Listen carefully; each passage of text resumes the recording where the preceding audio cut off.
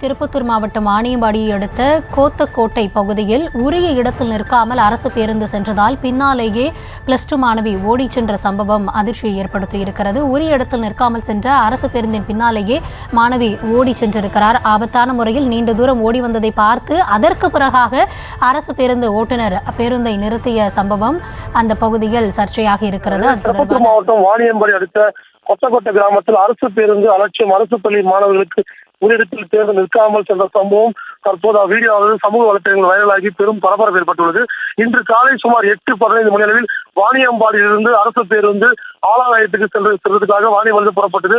தற்போது அது வாணியம்பாடி இருந்து நேதாஜி நகர், வேப்பமரத்து சாலை, கொத்தக்கோட்டை, நிம்மம்பட்டு ஆகிய வழித்தொடர்களில் சென்று ஆலகாயம் அடையும். இன்று காலை வழியாக வரும்போது கொத்தக்கோட்டை பேருந்து நிலையத்தில் +2 சொல்லக்கூடிய மாணவி மற்றும் வேலைக்கு செல்லக்கூடிய பெண்களும் நின்று கொண்டிருந்தனர். அப்போது வழியாக வந்த பேருந்து திடீரென்று பேருந்து நிறுத்தத்தில் நிற்காமல் சென்றது.